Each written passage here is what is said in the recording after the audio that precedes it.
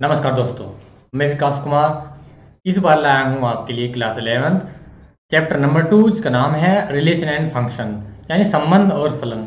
तो दोस्तों एक बात यहाँ पर ध्यान रखना, ये आपका पार्ट 1 है। पार्ट 2 में आपको पूरा कंप्लीट करा दिया जाएगा रिलेशन एंड फंक्शन। तो ये पार्ट 1 है और नेक्स्ट वीडियो आपके लिए पार्ट 2 आएगी, ये यहाँ पर आप ध्यान रखना। तो मैं हूं विकास कुमार, स्वागत करता हूं आपका हमारे चैनल नित्य स्मार्ट एकेडमी पर। तो इसी के साथ हम शुरुआत करते हैं हमारा आज की वीडियो रिलेशन एंड फंक्शन। तो दोस्तों ये आपका पार्ट 1 है। तो कंटेंट आपके सामने है। इस वीडियो में आपको सबसे पहले तो हम बताएंगे कि रिलेशन एंड फंक्शन क्या है, उसके बाद Cartesian products of sets and then relation. तो ये 3 कंटेंट आपको इस वीडियो में पढ़ाए जाएंगे और नेक्स्ट वीडियो में आपको पूरा कंटेंट कंप्लीट करा दिए जाएंगे। चलिए हमारी आज की वीडियो, तो इसका नाम है रिलेशन एंड फंक्शन। तो बात करते हैं इंट्रोडक्शन के साथ, यानी क्या है रिलेशन और फंक्शन। तो सबसे पहले अगर हम बात करें हमारी डेली लाइफ में, in our daily life we came across, यानी कि हमारी डेली लाइफ में कई ऐसे पैटर्न है या कई ऐसी बातें हैं जिनमें रिलेशन की बातें रहती हैं, जैसे brother and sister, father and son, teacher and student. तो इन सब में क्या कुछ रिलेशन है, ब्रदर और भाई, तो ये आपस में एक रिलेशन है। फादर एंड सन, ये भी आपस में एक रिलेशन है। एंड टीचर एंड स्टूडेंट, तो ये भी आपस में रिलेशन है। तो ये तो रही हमारी नॉर्मल जिंदगी की बात। अगर बात करें हम मैथमेटिक्स में, तो मैथमेटिक्स में तो सबसे ज्यादा रिलेशन यूज की जाती हैं। जैसे कि अगर मैं कहूं एक number m is less than number n, तो लेस देन क्या हुआ, ये एक रिलेशन ही तो है दोनों नंबर के बीच, कि वो उससे छोटा है या वो उससे बड़ा है या बराबर है, कम है ज्यादा है, तो ये रिलेशन ही तो है। बिना रिलेशन के हम दोनों में अंतर या कुछ भी डिफरेंस कर ही नहीं पाएंगे। जैसे अगर मैं कहूँ line L parallel to line M, तो इनमें क्या कुछ रिलेशन है, रिलेशन है, ये दोनों आपस में पैरेलल है, समानांतर है, तो ये रिलेशन हुआ इनमें। अगर मैं कहूँ set A is a subset of set B, तो बताइए यहाँ पर क्या रिलेशन है, यानी कि सेट A सेट B का उपसमुच्चय है। तो ये मैथमेटिक्स में इस प्रकार से हम देखते हैं कि रिलेशन तो जुड़ी हुई है। In all these we noticed that relation involves pairs of object in certain order, यानी कि हमने देखा कि कुछ किसी न किसी एक ऑर्डर में रिलेशन हमेशा वहां पर इन्वॉल्व रहती है, शामिल रहती है। जैसे कि चलिए नेक्स्ट चलते हैं हमारे पास, तो वो है कार्टेशियन प्रोडक्ट ऑफ सेट। तो आपने अभी इंट्रोडक्शन पढ़ा, वहां पर आपको पता लगा कि कहीं ना कहीं रिलेशन जरूर रहती है, डेली लाइफ में हो या मैथमेटिक्स में हो, कोई भी एरिया ऐसा नहीं है जहां पर दो ऑब्जेक्ट के बीच में रिलेशन ना हो। अब बात करते हैं दो सेट का कार्तीय गुणनफल किस प्रकार से किया जाता है, कार्टेशियन प्रोडक्ट्स ऑफ सेट्स। तो अगर हमारे पास दो नॉन एम्प्टी सेट हैं, गिवन है P एंड Q, गिवन है हमारे पास ये रहे P and Q, then Cartesian product P cross Q, ये यहाँ पर मल्टीप्लाई का साइन है, कंफ्यूज मत होना, P multiply Q is the set of all ordered pairs. P यहाँ पर स्मॉल है, नहीं ये है यहाँ पर कैपिटल P है, गलती से टाइप हो गया होगा। चलिए, तो अगर हमारे दो सेट हैं P और Q, तो उनकी आपस में क्रॉस यानी कि उनका प्रोडक्ट P क्रॉस Q वही हमारा ऑर्डर्ड पेयर है, उसका एलिमेंट है। जैसे कि अगर यहाँ पर देखिए, यहाँ पर किस प्रकार से लिख सकते हैं, यानी कि P क्रॉस Q, ये यहाँ पर P क्रॉस Q लिखा हुआ है, तो इसको हम लिख सकते हैं PQ, यानी एलिमेंट है हमारे PQ, और P is element of capital B and Q is element of capital Q। तो ये था हमारा इफ आइदर P और Q is the null set. अब देखिए यहाँ पर कार्टेशियन प्रोडक्ट के लिए ये जरूरी है कि दोनों ही सेट नॉन एम्प्टी सेट हों, पर अगर क्या हो अगर कि ये दोनों ही नल सेट हो जाएं, यानी कि दोनों ही खाली सेट हो जाएं, एम्प्टी सेट हो, then P cross Q will also be empty set. तो दोस्तों अगर P या Q कोई सा भी एक नल सेट है, तो वो उनका कार्टेशियन प्रोडक्ट भी एक नल सेट या एम्प्टी सेट ही आएगा, that is P cross Q is equal to null set. ये नल सेट को रिप्रेजेंट करता है सिंबल। तो ये था हमारा कार्टेशियन प्रोडक्ट ऑफ सेट्स। अब यहाँ पर हमारी एक टर्म आई है, क्या है, ऑर्डर्ड पेयर्स। ऑर्डर्ड पेयर्स क्या होते हैं, तो ए पेयर, यहाँ पर डेफिनेशन है, a pair of elements grouped together in a particular order, यानी कि एलिमेंट का या कोई भी अवयव एलिमेंट्स का जोड़ा आपस में एक साथ जुड़े हुए होते हैं किसी भी पर्टिकुलर ऑर्डर में, कोई ऑर्डर कुछ भी हो सकता है, ऑर्डर की तो बात नहीं कर सकते, कुछ भी ऑर्डर हो सकता है, तो वही हमारा पेयर ऑफ एलिमेंट है जो कि आपस में एक साथ लिखे जाते हैं, तो वो है हमारा ऑर्डर्ड पेयर्स। चलिए अब बात करते हैं, हमारे पास कुछ रिमार्क्स आए हैं, यहाँ पर कुछ रिमार्क्स हैं। तो सबसे पहला बात करते हैं नंबर 1 की। Two ordered pairs are equal if and only if the corresponding first elements are equal and the second elements are also equal। यानी कि अगर हमारे पास दो सेट दिए गए हैं तो वो आपस में कब बराबर होंगे, यदि उनके पहले एलिमेंट से और दूसरा एलिमेंट दूसरे एलिमेंट से बिल्कुल बराबर हों, तो वो कहे जाएंगे कि दोनों ही ऑर्डर्ड पेयर बराबर हैं, समान हैं। दूसरा रिमार्क्स है हमारे पास, if there are p elements in set A and q elements in set B, then there will be p q element in A cross B, that is if n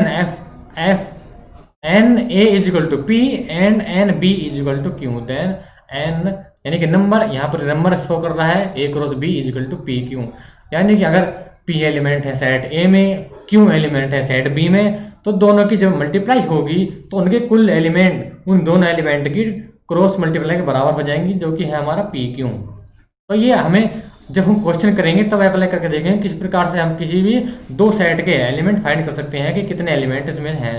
तीसरे की बात करते हैं, हमने अभी तक दो पढ़ लिए हैं, तो तीसरे रिमार्क है हमारे पास, if A and B are non empty sets, यानी कि अगर ए और बी दोनों ही नॉन एम्प्टी सेट हैं एंड आइदर ए और B is an infinite set, then so is A cross B, यानी कि अगर हमारे नॉन एम्प्टी सेट हैं या ए या बी कोई सा भी एक इनफाइनाइट सेट है, तब भी हमारा ए क्रॉस बी ही रहेगा, यानी कि उसमें कोई चेंज नहीं आएगा, वो ए क्रॉस बी ही रहेगा।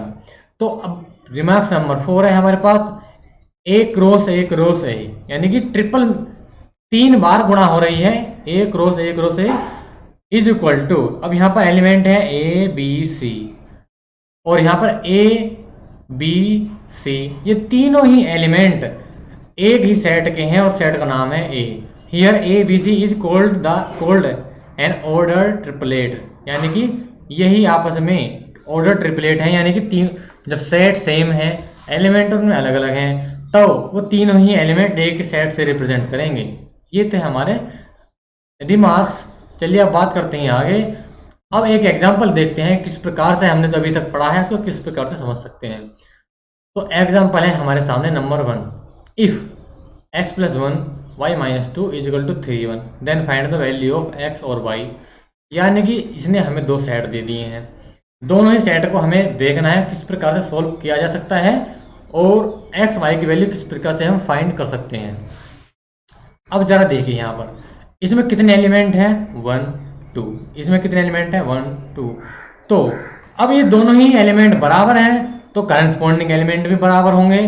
तो इस प्रकार हम लिख सकते हैं x plus 1 is equal to 3, यानी कि जो x प्लस 1 है ये तो हमारा 3 के साथ आ जाएगा और y माइनस 2 हमारा 1 के साथ आ जाएगा, यानी कि x plus 1 is equal to 3 and y minus 2 is equal to 1। तो यहाँ से हमारे पास x की वैल्यू आई 2 और y की वैल्यू आई हमारे पास 3, यानी कि 2 माइनस का इधर जाकर प्लस हो जाएगा और ये 1 माइनस का है तो प्लस का इधर जाकर माइनस में हो जाएगा। तो x की वैल्यू हमारे पास 2 फाइंड हो गई और y की वैल्यू 3 फाइंड हो गई। तो ये था हमारा इतना आसान क्वेश्चन, x और y की वैल्यू आपके सामने फाइंड हो चुकी है दोस्तों। अब क्वेश्चन नंबर, अगर एग्जाम्पल आपके सामने दूसरा एग्जाम्पल भी है, एग्जाम्पल नंबर बी, ये कह रहा है if p is equal to 1 और 2, यानी कि दो एलिमेंट हैं 1 और 2 फ्रॉम द सेट, इसको हमें सेट इस ट्रिपलेट अभी जो हमने पढ़ा है ट्रिपलेट उसके फॉर्म में लिखना है, p क्रॉस q। एलिमेंट तो हमारे पास दो हैं, इसको 3 एलिमेंट के रूप में किस प्रकार लिख सकते हैं, तो वही हमारा लिखने का तरीका है, आपके सामने सोल्व एग्जांपल है इसलिए हम देख सकते हैं, लिखा हुआ भी है। सबसे पहले हम बात करते हैं इस एलिमेंट की, पहले हम इसको 3 फॉर्म में लिखना है, यानी कि 1 1 1, 3 एलिमेंट हो गए, फिर 1 1 2 1 2 1 1 2 2। अब देखिए किस प्रकार से इसमें अंतर आ रहा है, यानी कि 2 1 1 2 1 2, कोई भी आपस में 2 बार रिपीट नहीं होना चाहिए, 2 2 1 और 2 2 2। यानी कि तीनों ही एलिमेंट तीन तीन बार लिखे गए हैं और कोई भी एलिमेंट यहाँ पर देखिए जैसे 1 1 1 यानी कि 1 यहाँ पर भी एक एक बार लिया गया है। फिर नंबर 3 पर यहाँ पर 1 यहाँ ले लिया तो यहाँ पर 2 आ जाएगा, यहाँ पर फिर 2 आ जाएगा, फिर यहाँ पर 2 आ जाएगा। तो ये ऐसे ही प्रकार से लिखे जाते हैं। तो इसको हम कह सकते हैं ट्रिपलेट्स फॉर्म में किस प्रकार से लिख सकते हैं हम किसी भी एलिमेंट को। तो ये था हमारे एग्जाम्पल। अब नेक्स्ट चलते हैं, हमारे पास है, अब बात करते हैं रिलेशंस की। सबसे महत्वपूर्ण तो हमारा यही है, इंपॉर्टेंट है, रिलेशन क्या है। तो चलिए शुरू करते हैं रिलेशन की डेफिनेशन के साथ। ए रिलेशन आर, रिलेशन को डिनोट किया गया है आर से। A relation R from a non empty set A to a non empty set B, यानी कि एक सेट ए है और एक सेट बी है, उन दोनों के बीच में किस प्रकार से हम उसको बता पाएंगे कि ये क्या है। तो वही रिलेशन है हमारा a relation R from a non empty set A to a non empty set B is a subset of the Cartesian product A cross B. The subset is derived by describing a relationship between the first element and the second element of the ordered pairs in A cross B। यानी कि अगर हम कहें कि subset को किस प्रकार से हम ड्राइव कर सकते हैं A क्रॉस B, यानी कि दो सेट हैं, अब कहिए इसका सेट बताइए, तो कार्टेशियन प्रोडक्ट से हम किस प्रकार से उनको सबसेट बना सकते हैं। तो बहुत आसान है। तो पहले तो हम फर्स्ट एलिमेंट और फिर सेकंड एलिमेंट यानी कि इन्हीं की सहायता से हम ऑर्डर्ड पेयर्स का सबसेट निकाल सकते हैं। और जो यहाँ पर ऑर्डर्ड पेयर्स है हमारा, तो उसका सेकंड एलिमेंट कहा जाएगा इमेज, यानी कि image of the first element, यानी कि सेकंड एलिमेंट को पहले एलिमेंट का इमेज यानी कि प्रतिबिंब कहा जाएगा। ये ध्यान रखने की बात है, ये कुछ क्वेश्चन में अप्लाई करके देखेंगे किस प्रकार से हम कर सकते हैं। और अगर मैं कहूँ the set of all first elements, set of all first elements of the ordered pairs in a relation R from a set A to a set B is called the domain the relation R. यानी कि अगर मैं कहूँ domain क्या है, तो domain को कहते हैं कि सभी और जितने भी हमारे ऑर्डर्ड पेयर्स हैं उसके सभी फर्स्ट एलिमेंट का सेट, और ए सेट ए से एक सेट ए से दूसरे सेट बी तक जाने वाली जो रिलेशन है उसके जो ऑर्डर्ड पेयर्स हैं उसके सभी पहले सेट, सभी पहले एलिमेंट का जो सेट है वो हमारा डोमेन कहलाता है। तो ये था हमारा रिलेशन। अब जल्दी आगे चलते हैं। The set of all second elements in a relation R from a set A to a set B is called the range of relation R। अब यहाँ पर हमने पढ़ा अगर फर्स्ट एलिमेंट का सेट है तो उसे हम कहेंगे डोमेन, और सेकंड एलिमेंट का सेट है तो उसे कहेंगे रेंज, यानी कि उसकी परास कितनी है, इसको रेंज को हिंदी में कहते हैं परास। ये हम देखेंगे किस प्रकार से क्वेश्चन सोल्व करते हैं, तब आपको पता लगेगा कि बात किस चीज़ की हो रही है। तो अगर फर्स्ट एलिमेंट है तो वो कहेंगे डोमेन, और सेट ऑफ सेकंड एलिमेंट्स का है तो वो कहेंगे हम range. The whole set B is called the codomain of the relation R. Note that जो रेंज है हमारी, रेंज सबसेट होती है कोडोमेन का। ये हमारा यहाँ पर नोट करने लायक बात है। आप चाहे तो स्क्रीनशॉट ले सकते हैं या हमें बता सकते हैं, हम इसको हिंदी में ट्रांसलेट करके आपको बता सकते हैं, कोई दिक्कत की बात नहीं है, बड़े आराम से पढ़ना है। हम जो भी कमेंट बॉक्स आपके लिए दिया गया है आप उसका यूज करिए, हमें बताइए क्या दिक्कत है आपको, वो आपकी सोल्व की जाएगी। तो अब रिमार्क है हमारे पास, a relation may be represented algebraically either by the roster method or by the set builder form, set builder method. यानी कि एक रिलेशन को हम अगर बीजगणितीय रूप में दर्शाना चाहें, दिखाना चाहें कि इसको बीजगणित यानी कि अलजेब्रा में किस प्रकार से हम इसको शो कर सकते हैं, रिप्रेजेंट कर सकते हैं, तो उसके दो मेथड हैं, या तो हम रोस्टर मेथड से रिप्रेजेंट कर सकते हैं या सेट बिल्डर मेथड से रिप्रेजेंट कर सकते हैं। दोस्तों रोस्टर मेथड और सेट बिल्डर मेथड हमने दोनों ही पढ़ लिए हैं। पार्ट ये सेट नामक आप हमारी वीडियो है उसके अंदर आपको पढ़ने को मिल जाएगा, लिंक आपको दे दिया जाएगा इस वीडियो के डिस्क्रिप्शन में, आप वहां से जाकर भी देख सकते हैं। और an arrow diagram is a visual representation of a relation. यानी कि अगर हम कहें कि एक रिलेशन का अगर हम विजुअल रिप्रेजेंटेशन चाहिए तो वो किस प्रकार से हम देख सकते हैं, तो उसको हम एरो डायग्राम के द्वारा देख सकते हैं। हम अभी आप आगे देखेंगे कि एरो डायग्राम क्या होता है, आपको पता लग जाएगा किस प्रकार से होता है। तो हम एरो डायग्राम की बात कर रहे थे और ये एरो डायग्राम आपके सामने आ भी गया है। तो ये हमारा एक सेट है, let A is equal to 1 2 3 यानी कि 6 एलिमेंट हैं। Define a relation R from A to A by, आपके सामने एक फंक्शन दे दिया गया है और एक रिलेशन दे दी गई है, R is equal to x y और y is equal to x plus one, यानी कि वाई को अगर डिनोट करना है तो एक्स प्लस वन से डिनोट कर सकते हैं। तो ये क्वेश्चन है हमारा। अब इसको सबसे पहले कह रहा है depict the relation using an arrow diagram. Arrow diagram के द्वारा किस प्रकार से हम इसको शो करेंगे, तो वही आपका सामने क्वेश्चन नंबर 1 का सॉल्यूशन है। जैसे कि इसने हमें डेफिनेशन दी है रिलेशन की, ये वाली, इसकी सहायता से हमने ऑर्डर्ड पेयर निकाली है। अगर मैं कहूँ कि x की जगह अगर मैं 1 रखूँ तो y हमारा 2 हो जाएगा, x की जगह 2 रखूँ तो y 3 हो जाएगा, 3 रखूँ तो 4 हो जाएगा। तो इस प्रकार से हमने एलिमेंट सारे फाइंड कर लिए हैं, क्योंकि हमारे पास सेट में 6 तक एलिमेंट है, तो इसलिए हमने एलिमेंट भी यहाँ पर सेट भी 6 तक ही निकाले हैं। तो ये हमारा सेट आ गए ऑर्डर्ड पेयर्स।